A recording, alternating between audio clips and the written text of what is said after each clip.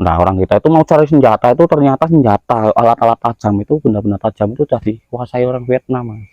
Sama mandornya juga mau dibunuh Mas sama orang Vietnam Mas. Nah itu disitulah terjadi pertempuran di tengah-tengah samudera, terjadi pertempuran. Masih turun dari tangga itu kan posisi deck itu di depan, kamar deck di depan. Nah, itu masih turun dibacok sininya Mas sampai parah lah, langsung diseret sama temenku lah. Tuh lawan orang Vietnam satu itu juga kita nggak mampu Mas. Assalamualaikum warahmatullahi wabarakatuh. Kembali lagi di channel Lintang Misteri dengan saya Gus Nidin. Bagi teman-teman Lintang Misteri yang saya muliakan, semoga kalian selalu meraih rezeki dan panjang umur dimanapun kalian berada. Semoga teman-teman di bulan suci Ramadan tahun ini, semoga kalian melakukan ibadah puasa dengan sebulan penuh berkah dan barokah. Amin. Oh ya, bagi teman-teman Lintang Misteri yang ingin menjadi narasumber, bisa hubungi WhatsApp saya 085786407707. Bagi teman-teman yang menjadi narasumber, nanti ada hadiah sebuah kaos. Alhamdulillah tim Lintang Misteri sudah mencetak kaos Lintang Misteri, sudah mulai ready ya. Kalau mau beli boleh, harganya lengan pendek 80.000, lengan panjang 90.000. Nanti sisanya insya Allah kita akan donasikan ke orang-orang yang tidak mampu seperti anak yatim, terus lansia. Semoga kedepannya bisa sukses, amin ya rabbal alamin. Nah, kali ini Lintang Misteri sudah ada narasumber namanya Mas Wawan. Mas Wawan ini kan kemarin sudah podcast ya, menceritakan pengalamannya tentang Ibu Ratu Dewi Lanjar. Nah, kali ini Mas Wawan akan menceritakan pengalamannya lagi, pernah bekerja di sebuah kapal paspor, artinya kapal di luar negeri. Dan di situ ada seseorang yang melakukan ilmu kebal Vietnam. Jadi di negeri orang itu, sampai heran ya, ada di situ ada orang melakukan ilmu spiritual dari luar Indonesia. Dan di situ Mas Wawan pernah terjadi perkelahian dengan ABK-ABK luar negeri. Oke, sebelum kita cerita, apa dulu dong Mas Wawan. Pak Ter, Mas. Sehat Mas? Alhamdulillah. Sehat ya, kemarin sudah menceritakan tentang Ibu Ratu. Makasih, sebelumnya mau cerita lagi nih Mas di Lintang Misteri, semoga menjadi keberkahan dunia dan akhirat ya Mas. Amin. Sudah siap Mas? Alhamdulillah Mas Wawan sudah siap, ingin menceritakan pengalamannya pernah bekerja di kapal paspor. Tak perlu lama-lama lagi, langsung aja ke ceritanya. Jangan di skip ya, biar teman-teman bisa mengambil hikmahnya dari cerita Mas Wawan tentang bekerja di kapal paspor menjadi ABK. Lintang Misteri antara Dead dan tiada, mereka ada.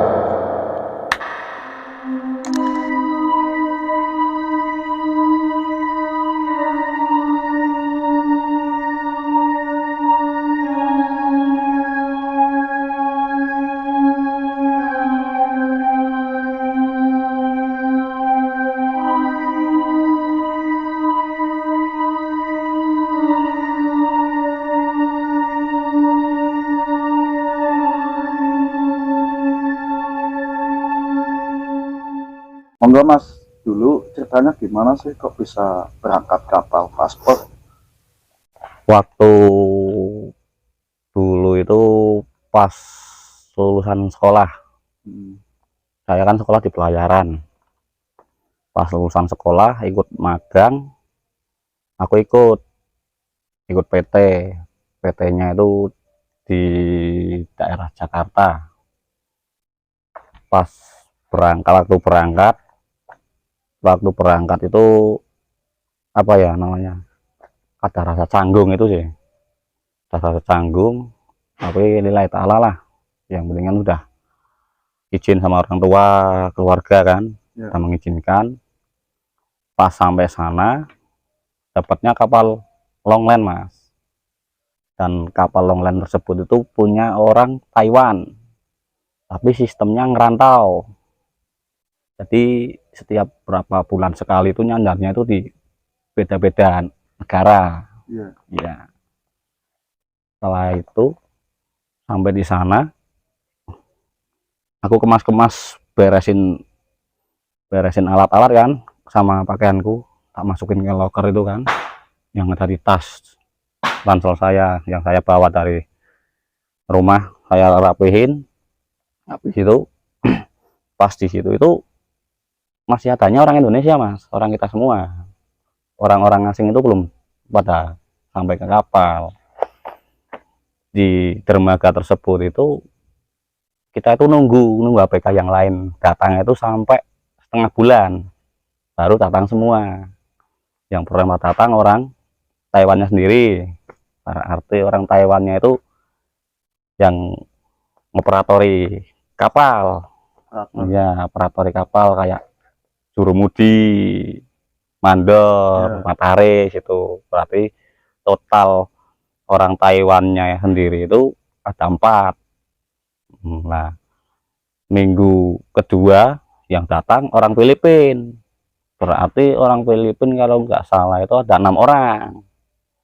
Ada 6 orang sama orang Indo sendiri itu ada 8.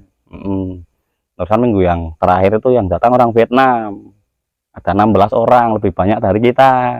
Nah, di situ kita pertama asing ngobrol mas, ya kenalan lah, walaupun belum tahu bahasanya masing-masing kan, ngobrol ya sedikit-sedikit lah kayak bahasa Inggris itu kan, perkenalnya apa bahasa Inggris.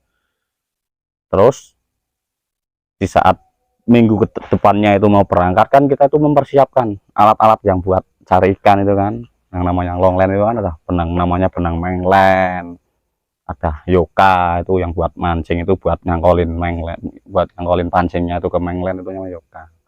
Pokoknya kita packing lah, kita persiapan minggu yang akan datang itu kita udah beres, tinggal kita berangkat.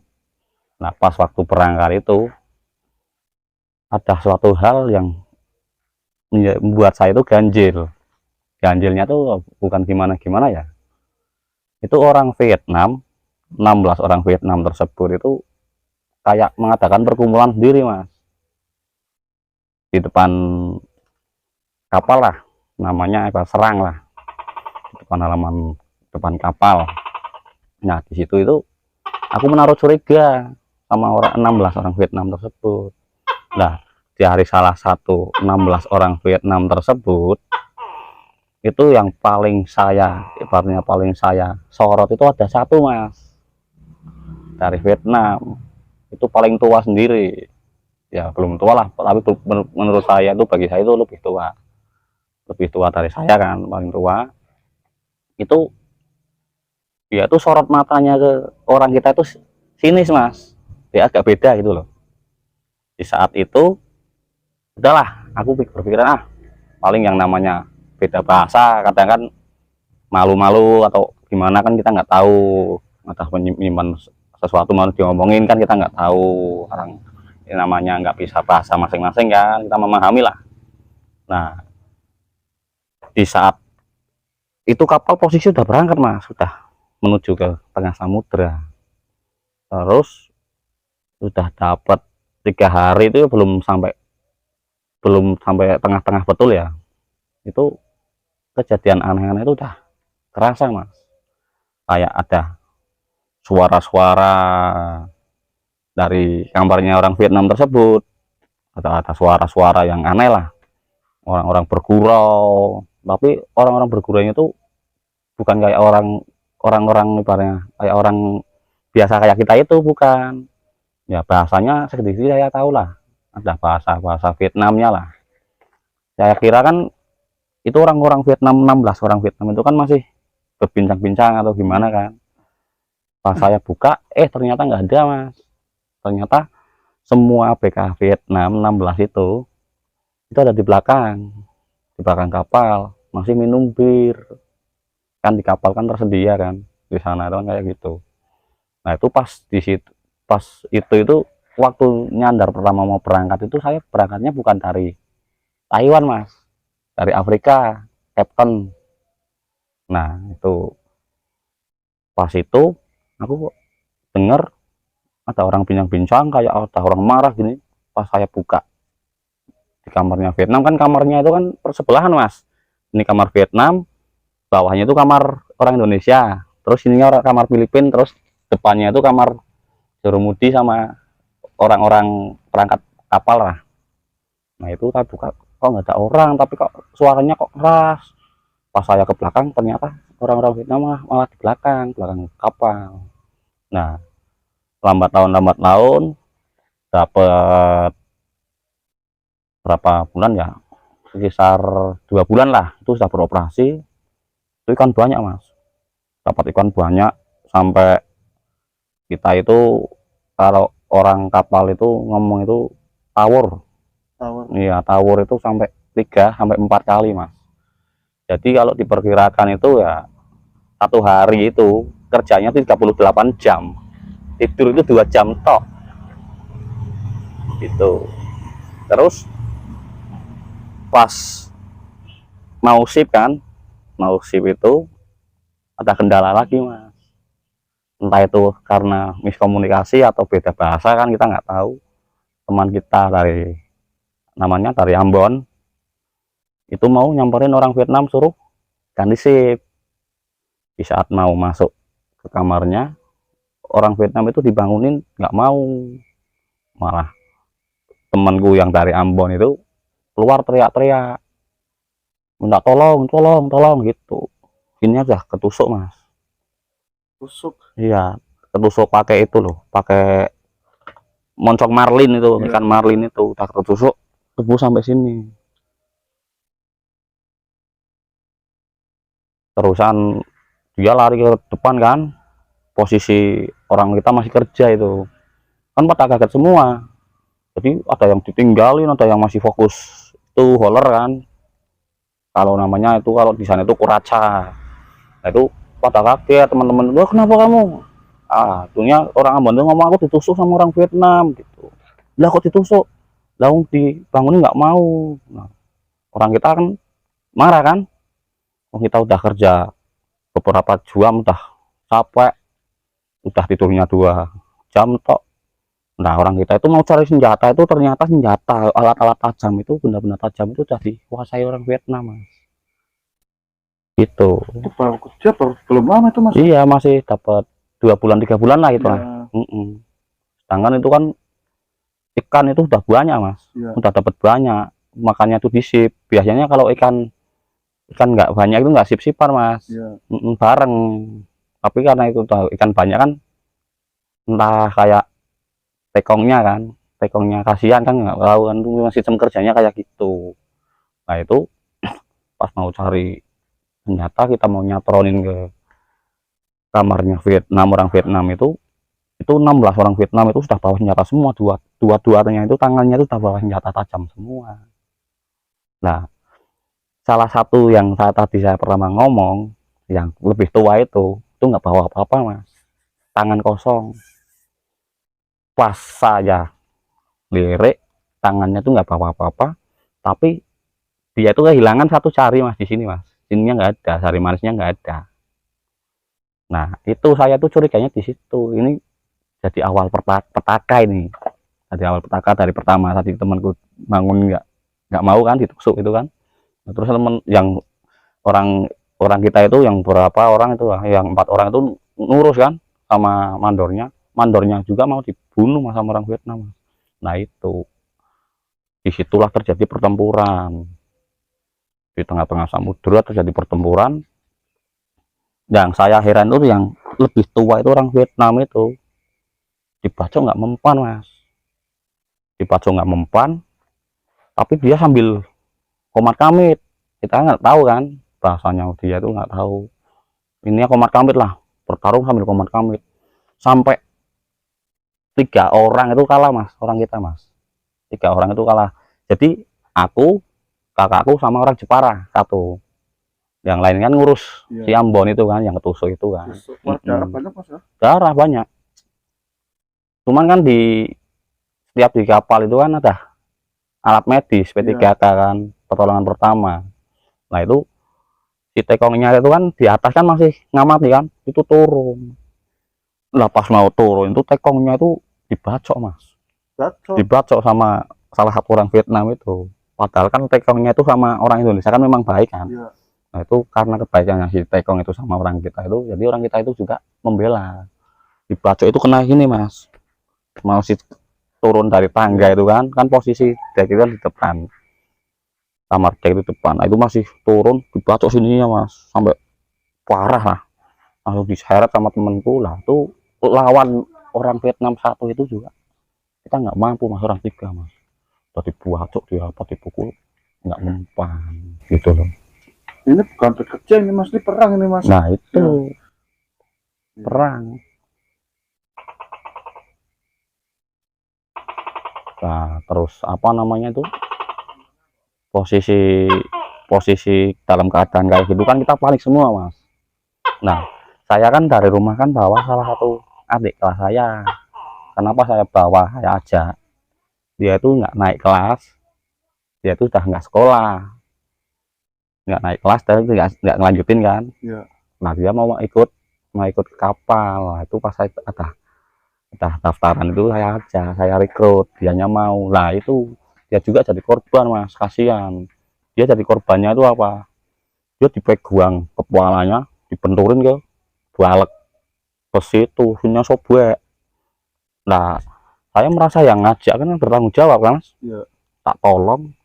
Nah itu dari belakang saya kan ini mending cacat ini mas, bener ini saya cacat, mending ibaratnya ambles lah ini kata.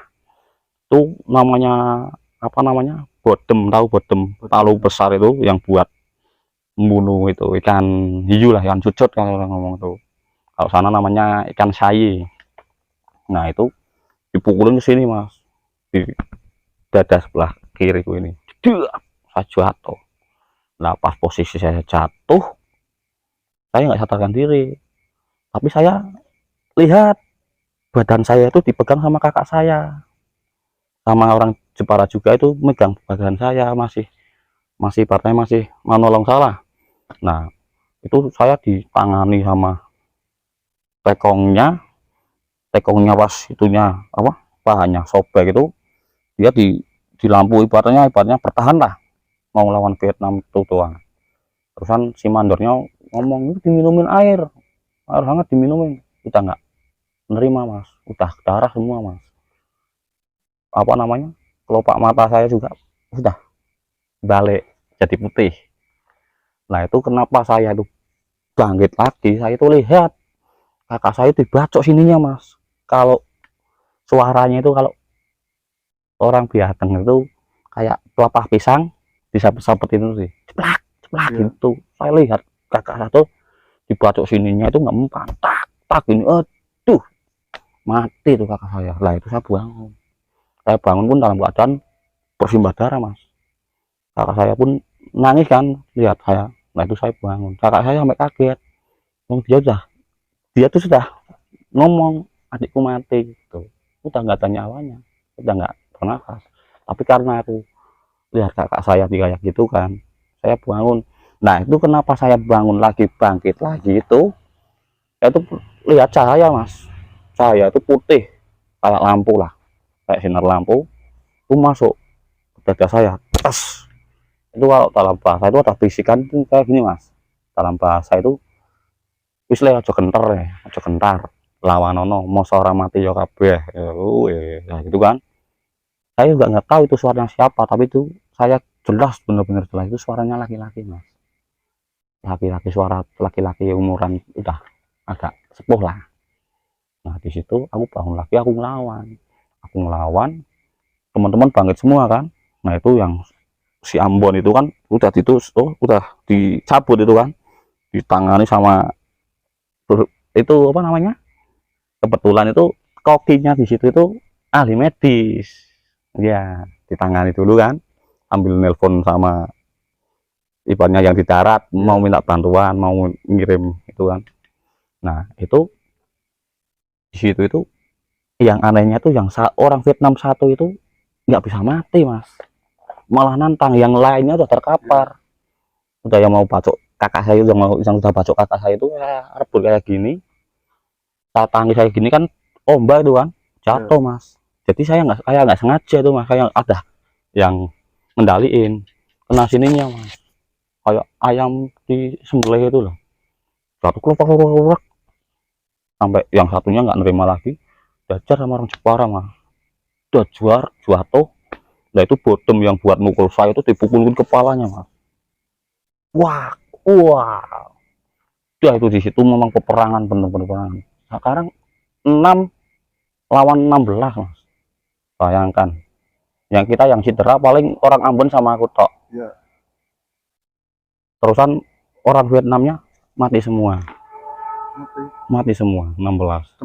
Tempat. Ya teman-teman, ini bukan cerita kecil tapi ini sangat tragis ya. Ini perang di kapal nih. Berarti sih nasibnya yang orang Vietnam yang mati itu mas ya, dibuang atau dibawa dipaketin ke darat mas? Dibuang ya, dipakai, dikasih kantong kresek itu ya. Kayak plastik itu buat paketan itu sih, dikasih tali tambang itu ya. Dikasih baluan besi ya. Gede-gede itu ya. Kan cemplungin. Nah, sudah kecil sih ya, kecil dia bacot tekong ya. Pakainya ilmu kedalap itu mas, berarti mas? Ya saya juga nggak tahu lah. Setelah kejadian itu ya. Kamarnya kan kita geledah ya. Kamarnya si orang-orang Vietnam itu kita geledah. Wah banyak buat tempat-tempat sesaji, ritual-ritual orang-orang kayak orang sana lah ibaratnya lah, sarannya orang sana. Ada patung-patungnya kecil-kecil itu, ada dupa, ada pusaka, tapi pusakanya itu kayak trisula ya. Ada apa namanya kayak batu, tapi batunya itu warnanya tuh kalau di Indonesia nggak ada mas, kayak batu bata tapi tembus pandang ya. Itu baunya itu bisa ubah-ubah, kadang wangi, kadang bau banget kayak bangkai. Berarti di Indonesia nggak ada tuh batunya? Nggak ada, nggak tahu itu jenis batu apa ya. Nggak ada. Itu juga ada pusaka ya? Saya juga nggak nyangka, nggak ngira ya orang-orang kayak dari luar Indonesia lah. Saya kira kan cuma orang Indonesia yang punya ilmu-ilmu mistis kayak gitu kan. Ternyata adalah itu. Saya cerita lagi, itu yang orang Vietnam satu yang susah mati itu ngalahan sampai kalah itu ya. Itu butuh waktu itu 4 jam mas, butuh waktu 4 jam. Itu matinya itu kalau di logika nggak bisa di logika mas, kepleset ya, apa-apain nggak bisa, tapi kepleset mati langsung mati. Tapi anehnya kan nggak ada luka kan, tapi apa namanya setelah si orang Vietnam yang kebal itu mati itu banyak luka mas, simbah darah. Soalnya saya pernah melihat juga pas tempur sama kakak saya sama orang temanku orang Jepara itu, memang kayak gitu dibacok tuh nggak mempan, udah sempat kena itulah, udah sempat kena apa namanya benda tajam lah kayak parang itulah, udah sempat kena parang. Nah itu makanya kalau orang ngomong nggak ada ilmu kebal selain dari Indonesia itu nggak ada, saya sekarang nggak percaya. Karena apa? Saya buktikan sendiri bahwa orang-orang luar juga ada yang mengikuti ilmu-ilmu kebal ya gitu mas. Nah masa lihat pusaka dan batu itu ya mas, ada sosok kodamnya mas, kodamnya seperti apa gitu, kok bisa sampai punya kebal kayak itu ya? Nah ini jadi kilas balik mas ya. Kilas balik, sebelum saya lihat batu yang tadi saya ceritakan itu, tadi saya ngomong itu ya. Kan dari awal mula saya cerita itu kan orang Vietnam yang lebih tua itu kan ya.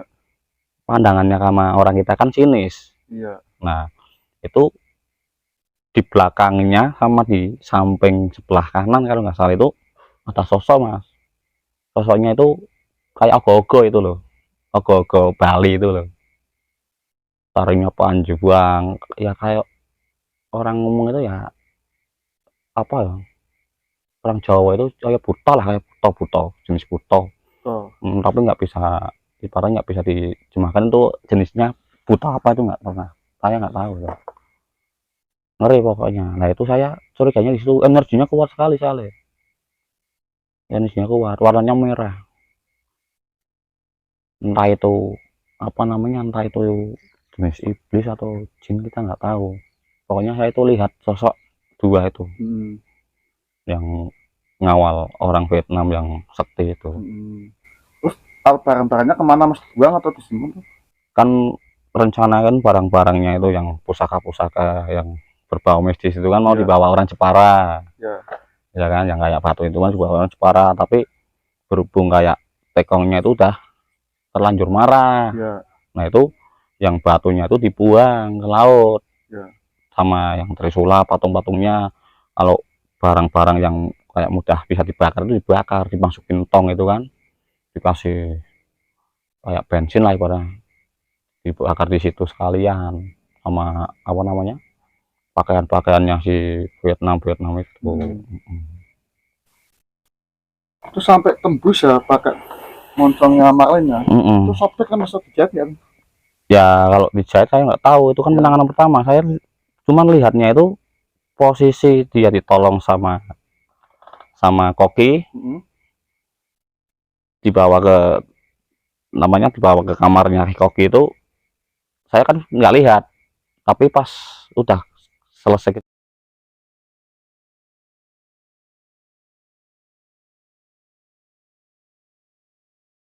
kejadian, udah selesai itu udah nggak ada bentrok lagi, itu dia keluar pakai apa namanya, keten itu ya. Ini sudah nggak ada, si marlinnya itu, cucuk marlinnya tuh nggak ada, udah nggak ada. Untung nggak kena racun.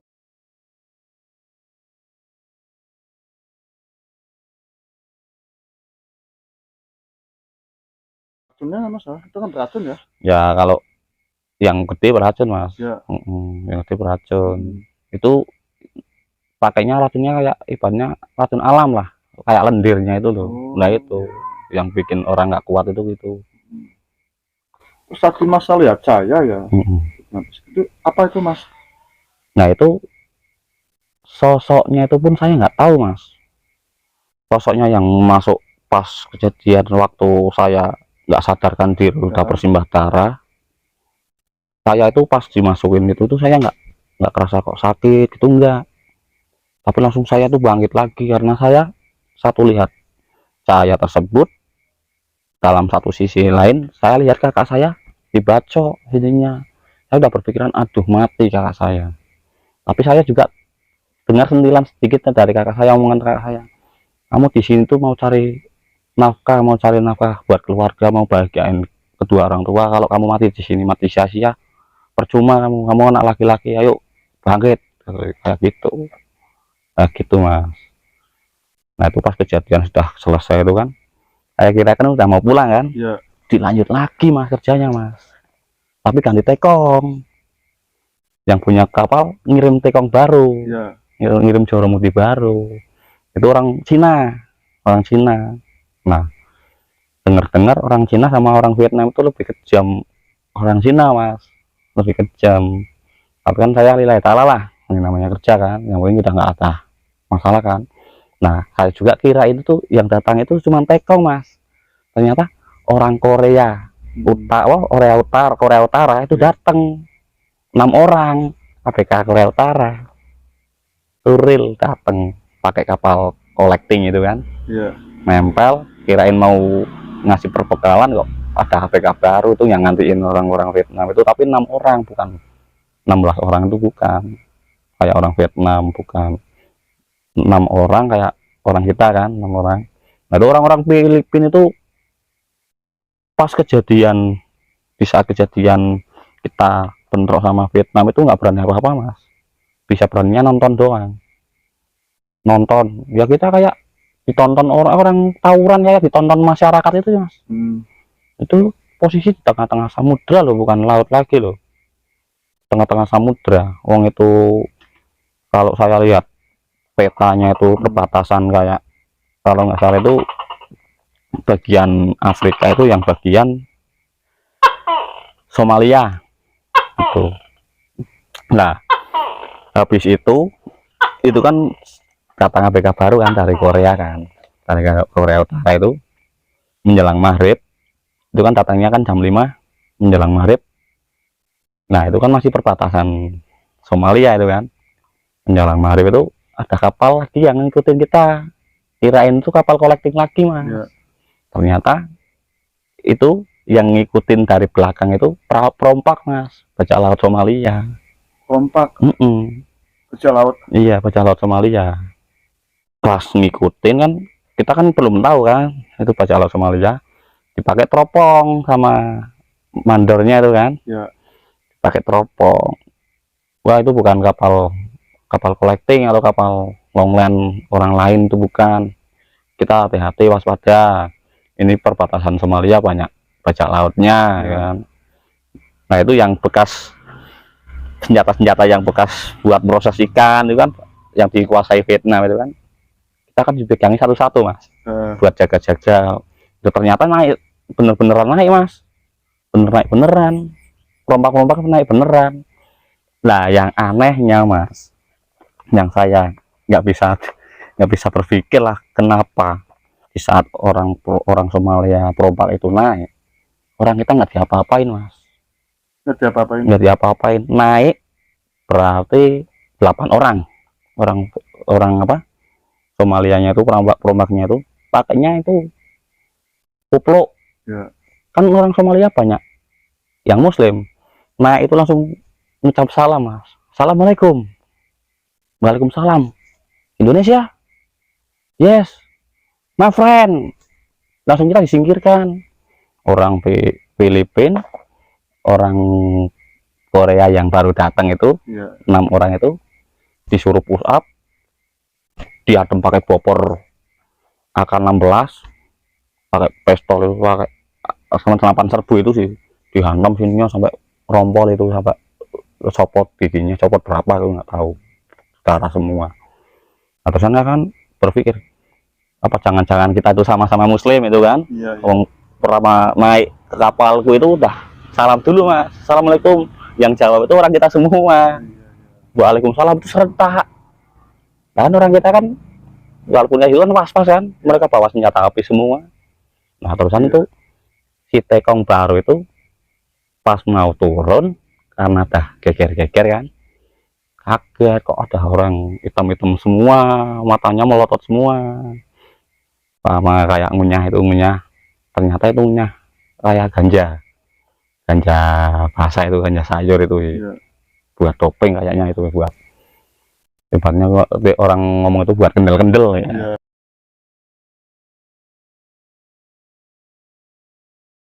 Ya.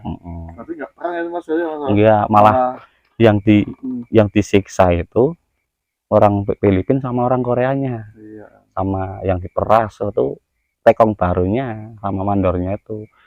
satu koper apa namanya, satu koper uang itu dibawa sama orang Somalia itu, dibawa. Terus kembali ke pas orang Taiwan buang itu ya, pencarian mas di kapal mas.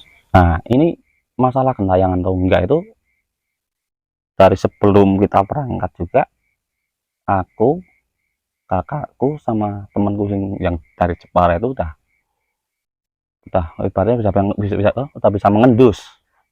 Udah bisa mengendusnya dalam artian itu, tidak sebelum terjadi pun di kapal itu sudah banyak makhluk-makhluk yang kasat mata lah.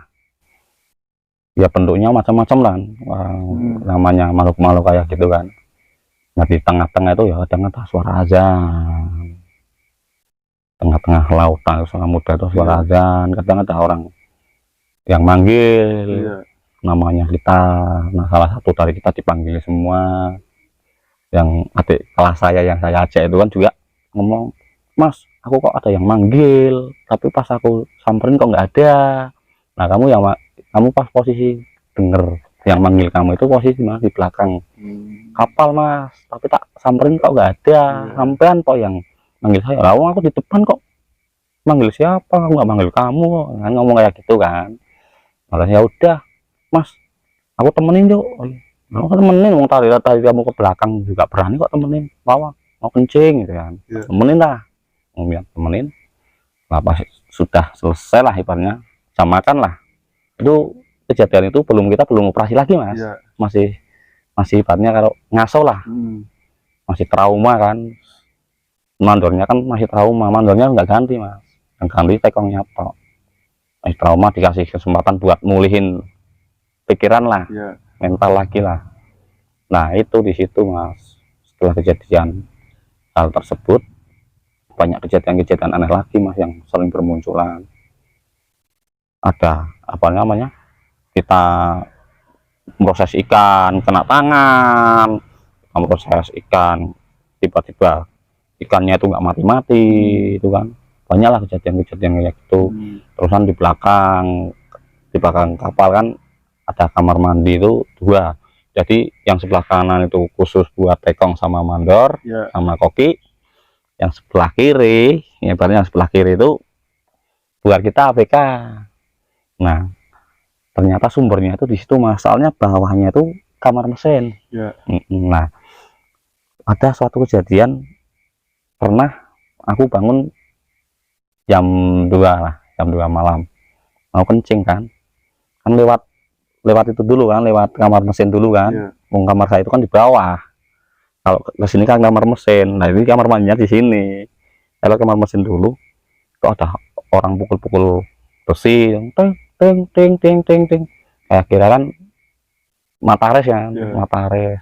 Tak panggil tase, kalau bahasa kita itu pak itu tase itu pak, kalau take itu kakak. Tase kok nggak nyaut, weh biasanya weh semua itu ada apa gitu kan. Biasanya kalau tak panggil nyaut, itu si mataris itu, si tukang mesin itu kok nggak nyaut. Kan saya turun karena ada baterainya itu kan, kamar mesin kan lampunya kan lampu redup itu, iya ada baterainya, tak baterai lah.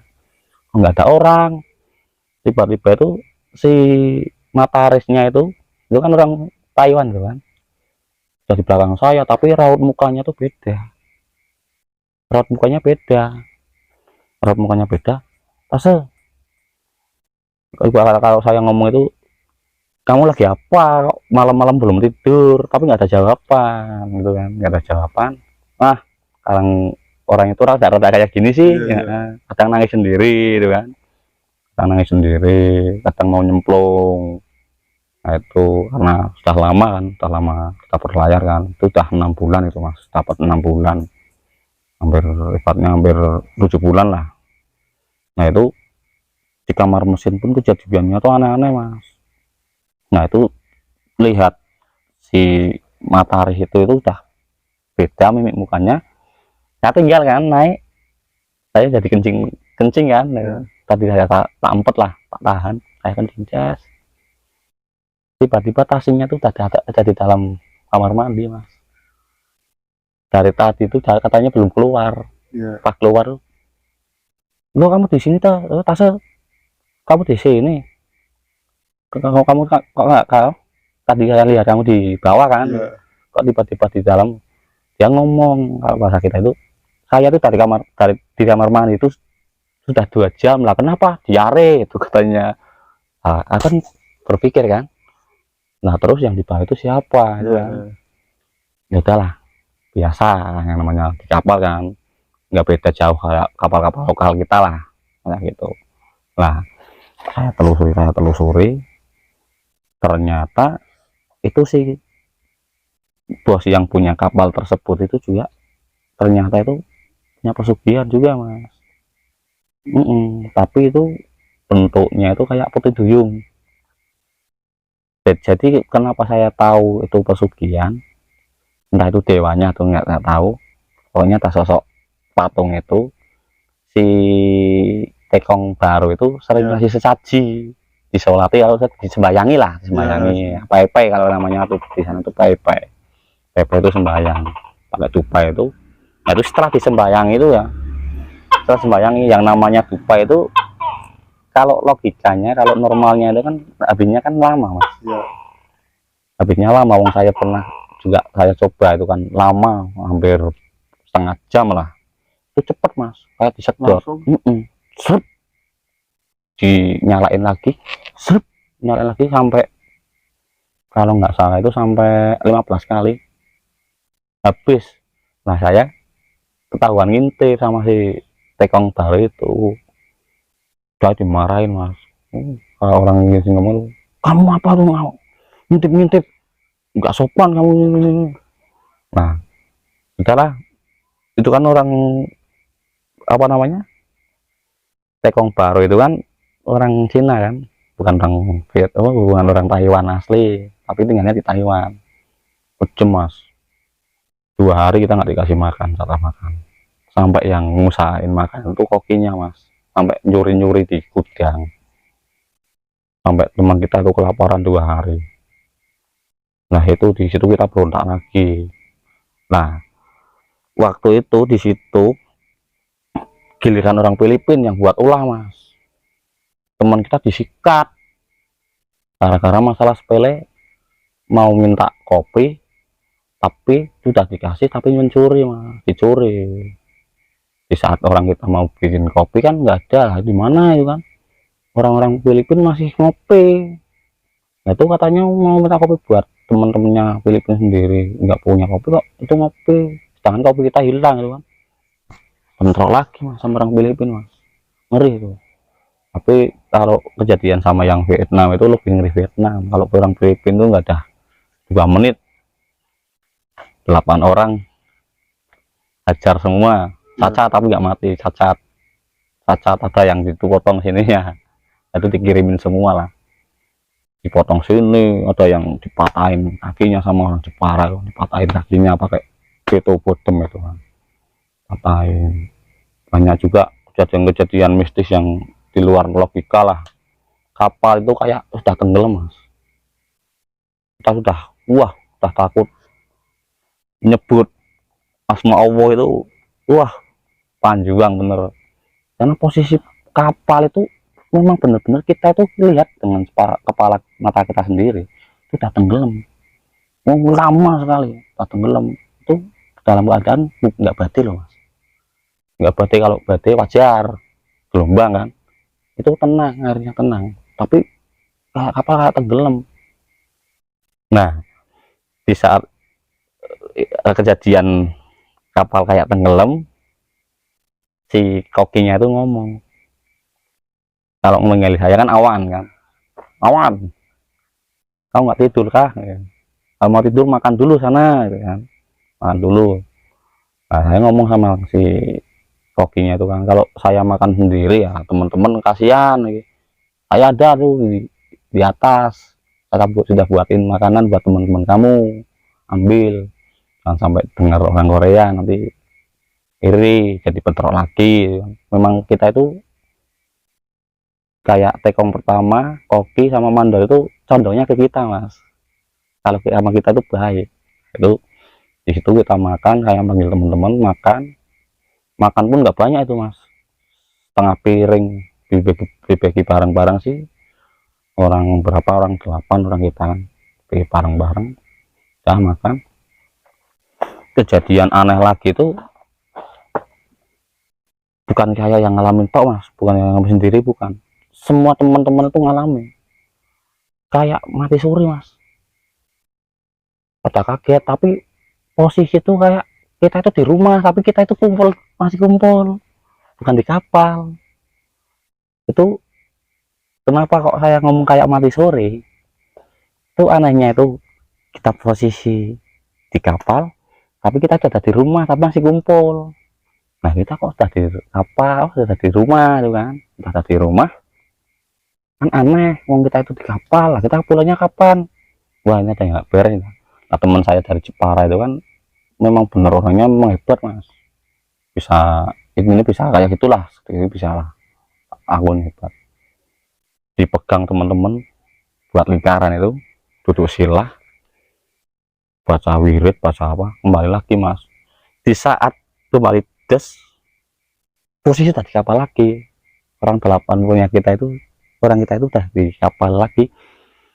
Mandornya sama kokinya itu nangis, kita itu posisi tadi jejer mas, udah ditutupin kayak terpal lah, ditangisi sama mandornya sama kokinya. Kita bangun serentak, kaget kan, 2 orang itu kan, lu kok hidup lagi, kan udah mati semua ini, kita udah nangis, sudah tutupin. Nah, kenapa kalian udah mati 2 hari, katanya badan juga udah hampir mau bau busuk mas. Dipikir secara logika ya masuk akal kan. Itu kejadian hal-hal kayak gitu itu sering mas. Kalau diceritakan panjang lebar tuh banyak lah hal-hal kejadian apa Terusan adik kelas saya yang tak ajak saya tuh kerasukannya tuh mending kalau kerasukannya ibaratnya demitnya kita, negara kita, demit Cina, bahasanya itu loh. Bahasanya itu yang kita nggak kita pahami. Tapi kan ada kayak kakak saya itu kan bahasa Mandarin kan pinter, kalau saya kan agak-agak ya, rada-rada bisa. Nah itu ditanya sama kakak saya itu, mintanya aneh mas, mintanya perempuan cantik. Nah ditanya, kamu tuh asal usulnya dari mana, kamu itu siapa sebenarnya. Ya itu apa, ibarat itu dulunya itu kayak apa namanya, pelaut juga. Dia menceritakan kisahnya tuh dia kayak pelaut, dia tuh sukanya wanita. Jadi saking lamanya berlayar sampai mati tuh, nggak tahu matinya kenapa loh. Saya pas kejadian itu kan saya ngambil minum sih, mau ngambil tak di apa, tak tinggal ngambil minum ke belakang, itu masih ditanya-tanya sama temanku Jepara sama kakak saya tuh, saya dengar sedikit kayak gitu, asal usulnya itu pelaut, terus matinya kenapa, kena ombak, kenapa nggak tahu, kapalnya tenggelam kita nggak tahu kan. Nah anehnya lagi, pas setelah kejadian adik kelas saya tuh siuman, nah, kejadian keserasukan kan siuman, kapal itu kayak nggak kena ombak mas, kapal kena nggak kayak ombak, kayak nyandar tapi nggak gelombang, nggak goyang. Aneh lagi kan ini, aku ngomong sama kakak, mas ini apa maneng, nggak ngomong karo Mas Soge itu orang Jepara itu namanya Sugianto tapi panggilannya Soge. Nah ngomong, bangke napa meneh iki, wis ono nantang wae ngono, tak anak aku. Nah posisi itu masuk ke kerajaan, nggak tahu kerajaan apa, namanya di laut kan ya. Tahu ketahuan saya tuh yang namanya laut kan laut luas, itu kan tempatnya kerajaan iblis mas.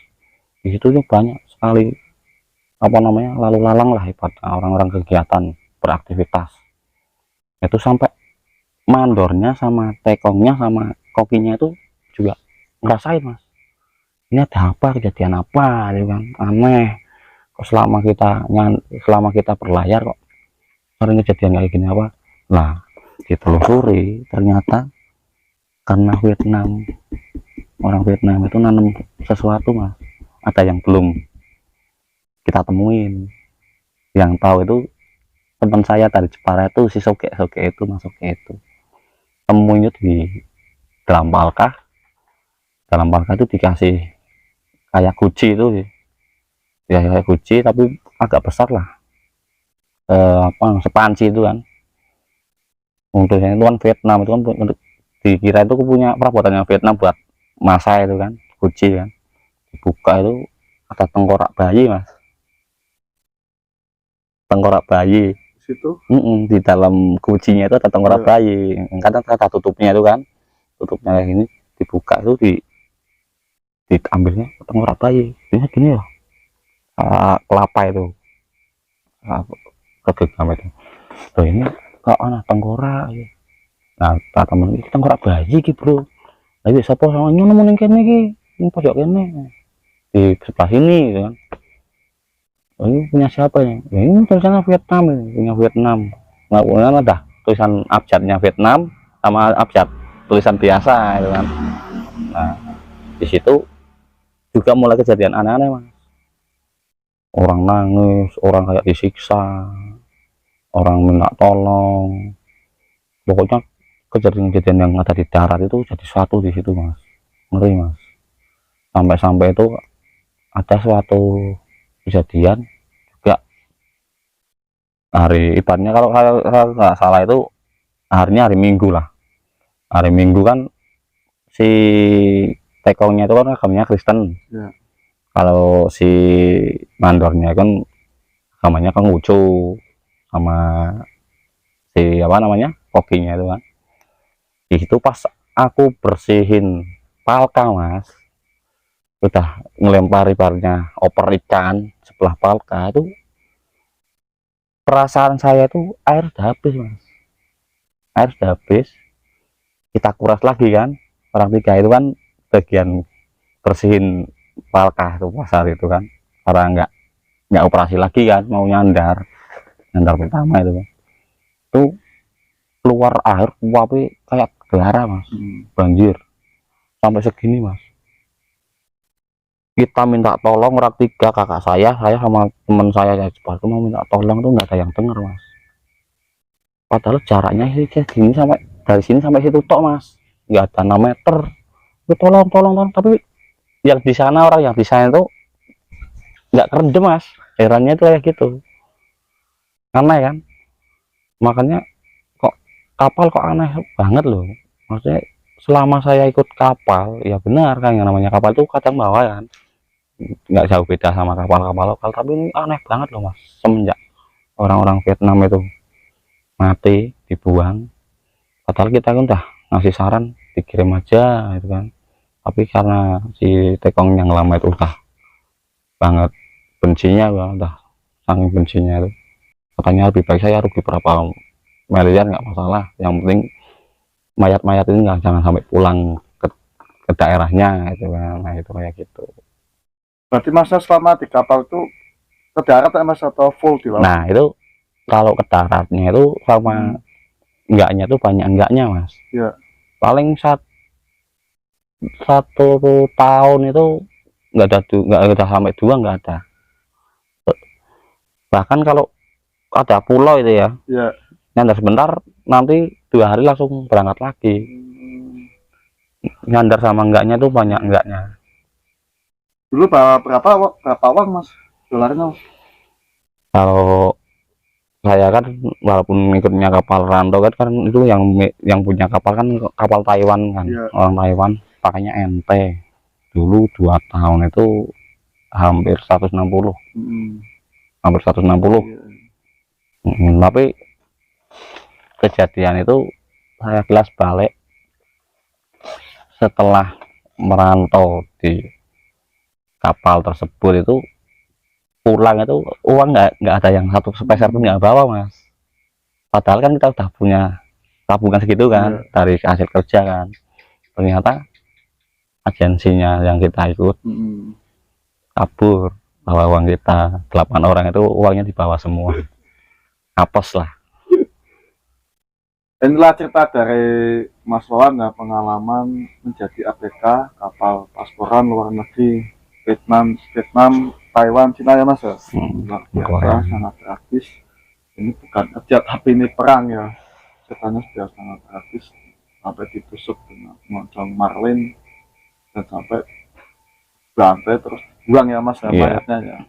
Semoga ini bisa buat pembelajaran kita semua ya, jangan sampai kita bagiannya itu awak abang, jadi kita harus ada isian ya biar ada benteng gitu, tapi yang benar jalannya kan. Barangkali ada pesan nih mas buat teman-teman pengalaman jenengan selama kerja di kapal. Ya bagi teman-teman yang mau kerja di kapal luar negeri pasporan, ya bener kata Gus Muhyiddin itu, kalau bisa jangan putihan. Kita itu harus punya ugeman lah kalau orang Jawa ngomong, tapi yang secara benar.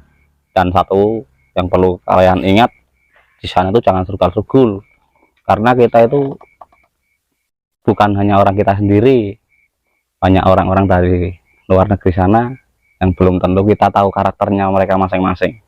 Udah gitu aja.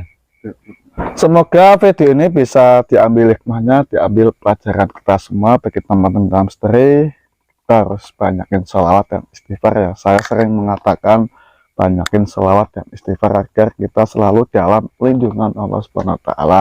Kekuatan sebesar apapun tidak ada yang bisa melebihi kekuatan Allah Subhanahu wa Ta'ala. Alam semesta, di alam dunia tidak ada yang bisa melebihi kekuatan Allah Subhanahu wa Ta'ala.